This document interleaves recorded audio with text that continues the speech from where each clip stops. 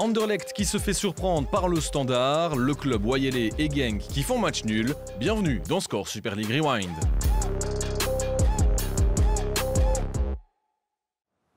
Remise de sa blessure à la cheville, Tessa Willart fait son retour dans le 11 de base anderlechtois, l'idéal pour entamer un classico toujours spécial face au Standard. Et c'est aussi elle qui essaie d'amener un premier danger dans ce choc, mais la première tentative de centre ne donne rien et la deuxième non plus. Les Mauves sont bien rentrés dans leur match, la preuve avec ce coup franc de la capitaine Laura Deneve, mais c'est Daman qui a finalement le dernier mot. Et la gardienne liégeoise est elle aussi bien rentrée dans son match. Anderlecht continue de pousser dans ses premières minutes. Toloba tente sa chance à distance, mais Daman détourne de justesse le ballon et les Mauves ne parviennent pas à enchaîner derrière. Le classico est bien lancé. Le Standard est tout simplement étouffé et cherche à respirer. Nouvelle situation chaude dans le rectangle où Van Kerkhoven s'écroule, mais l'arbitre n'indique pas le point de pénalty. Et ce, même s'il y avait bel et bien eu un contact, Anderlecht domine, mais le score est toujours de 0-0. Il faut attendre plus de 20 minutes pour voir les Liégeoises proposer quelque chose d'intéressant en attaque. Après avoir récupéré le ballon, Van Mechelen sert très bien Van Eyde dans l'espace, mais son équipière n'en profite pas et peut s'en vouloir.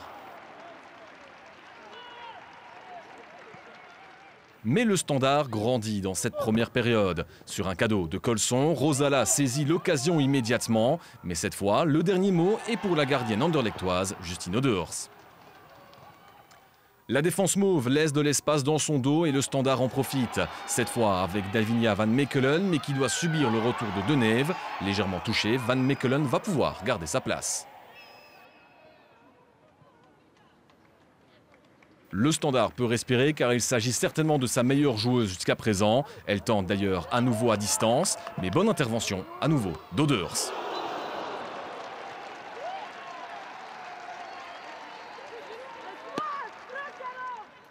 Si Anderlecht était parti à toute allure, la rencontre s'est depuis équilibrée. Sur un énième ballon en profondeur, Marinucci se retrouve seul sur son flanc. Anderlecht ne parvient pas à se dégager et Rosala ne se pose pas de questions. Mais ça ne donne finalement rien. Une belle occasion pour finir la mi-temps sur le score de 0-0.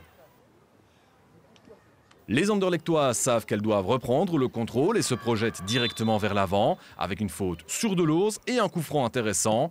Mais le coup franc de Laura Deneve est capté assez facilement par Daman. Juste avant l'heure de jeu, Stéphane Guidi procède à 2 changements avec les montées de Schoonmakers et Font. Les 2 attaquantes se rendent de suite disponibles, mais Van Eyde tente sa chance en vain. Anderlecht va finir par se faire avoir sur un ballon perdu après la mauvaise passe de Toloba. Les Liégeoises vont en profiter sans pour autant se précipiter. Janssen joue avec Font sur le flanc. Patiente, elle centre pour Van Eyde qui va se louper. A l'inverse de Schoonmakers qui se retrouve par contre esselée. À peine 2 minutes après sa montée au jeu, elle ouvre le score. Un changement payant, c'est 1-0 pour le Standard à l'heure de jeu. Anderlecht est dans les cordes mais réagit d'entrée de jeu avec Tessa Willart. Bien botté, le coup franc va terminer au fond. Sauf que le but va se retrouver annulé, il y avait une faute sur Daman. L'horloge tourne en faveur des Liégeoises qui continuent de tout donner pour garder ce petit avantage d'un but. La preuve avec le travail défensif et surtout le bon travail du Martus face à Willart. Stéphane Guidi procède au dernier changement et, surprise, Font doit céder sa place alors qu'elle était montée au jeu.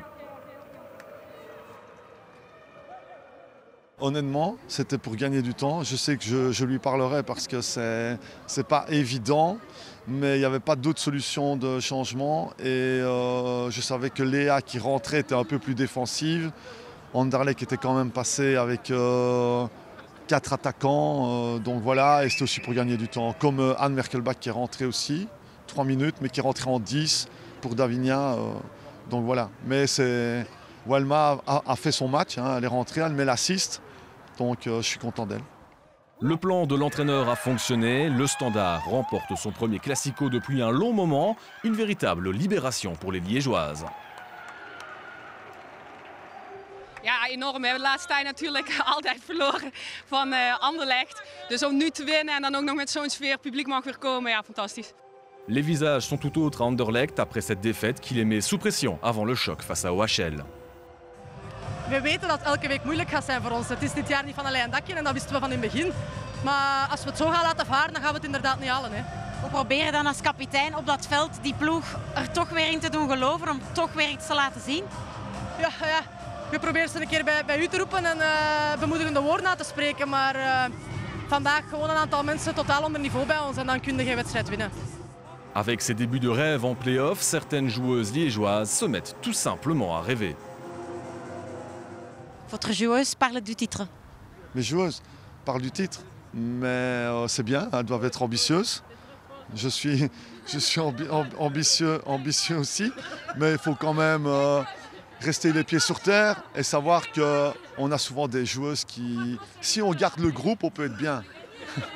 Mais sinon, moi je ne vais pas parler de titre en tout cas, non.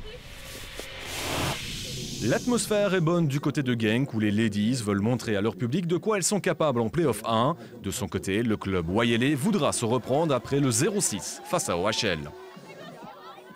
La première occasion est brugeoise, le coup franc de Marie Minart est dévié mais atterrit sur Esther Bouabadi, mais aussi sur Matavkova. La situation est chaude et finalement Auke Van Seys était attentive et écarte le danger.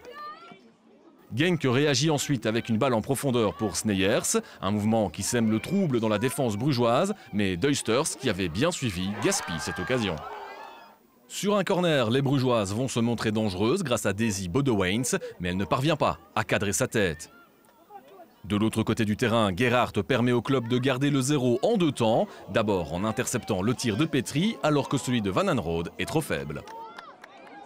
Genk continue de pousser, mais sur le centre de Duisters, c'est encore Gerhardt qui a le dernier mot avec un arrêt difficile. Juste avant la pause, le club s'offre une dernière possibilité avec Marie Minart qui était bien partie, mais c'était sans compter sur la sortie de Van Seist, c'est 0-0 à la mi-temps. La deuxième période commence avec une possibilité limbourgeoise partie de loin. Lisa Petri voit son premier tir contré par Iliano et le deuxième passe largement au-dessus. Les tentatives continuent et s'enchaînent d'un côté comme de l'autre. Le club se crée une énorme occasion sur le centre de Tracy Furo, mais la tête de Céline Gunz est repoussée par le poteau. Retour de l'autre côté avec Van Anrode cette fois qui joue avec Petri qui bute finalement sur Gerhardt. La fin de match approche et le score n'évolue pas alors que les occasions se succèdent. Après une belle combinaison, Kerkhoff tente sa chance mais Van Seist plonge bien. Mais ce n'est pas terminé puisque Genk va encore avoir une possibilité avec Djudja qui vient de monter au jeu et qui donne encore du travail à Gerhardt. La gardienne aura encore le dernier mot juste après face à Petri, mais c'était -1 pour le club.